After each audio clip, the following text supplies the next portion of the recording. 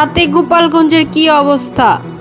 জাতীয় নাগরিক পার্টির পূর্বনির্ধারিত সমাবেশকে ঘিরে দিনভর যুদ্ধ অবস্থা কেটেছে গোপালগঞ্জে। বুধবার 16 জুলাই শহরের কেন্দ্রস্থলে ধাওয়া পাল্টা ধাওয়া, গুলিবর্ষণ ও ব্যাপক ভাঙচুরের পর পরিস্থিতি কিছুটা নিয়ন্ত্রণে এলেও জনজীবনে ছড়িয়ে পড়েছে চরম আতঙ্ক। শহর জুড়ে এখনো থমথমে অবস্থা বিরাজ করছে। পরিস্থিতি নিয়ন্ত্রণে রাখতে রাত 8টা থেকে জারি করা হয়েছে কারফিউ। শহরের প্রধান সড়কগুলো ছড়িয়ে ছিটিয়ে রয়েছে ইট, ফাটকেল, ভাঙা তোরণ, গেট, ছেঁড়া ও ধ্বংসস্তূপ। সমাবেশস্থলে দেখা গেছে ভাঙা চেয়ার, সাউন্ড সিস্টেমের টুকরো। শহরের বিভিন্ন প্রবেশপথে কেটে রাখা গাছ এখনও রয়েছে, বিশেষ করে পুরাতন বাস স্ট্যান্ড, আদালত চত্বর ও ভাটিয়াপাড়া মোড় এলাকায় সহিংসতার ক্ষতচিহ্ন সবচেয়ে বেশি।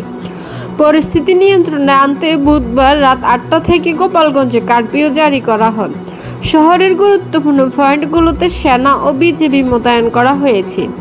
জেলা কারাগার এলাকা ও ডিসি অফিস সংলগ্ন এলাকাগুলো বিভিন্ন মোড়ে মোড়ে আইনশৃঙ্খলা বাহিনীর টহল জোরদার করা হয়েছে। জরুরি প্রয়োজনে ছাড়া কেউ বের হচ্ছে না। পুরো শহর থমথমে পরিবেশ, বন্ধ অধিকাংশ দোকানপাট ও যান চলাচল। এনসিপির নেতাকর্মীদের সমাবেশ ঘিরে পুলিশের পাশাপাশি স্থানীয় আওয়ামী লীগ, যুবলীগ, ছাত্রলীগ এবং বিপুল সংখ্যক সমর্থকদের সঙ্গে একাধিক দফায় সংঘর্ষ জড়ায় এনসিপি নেতাকর্মীরা।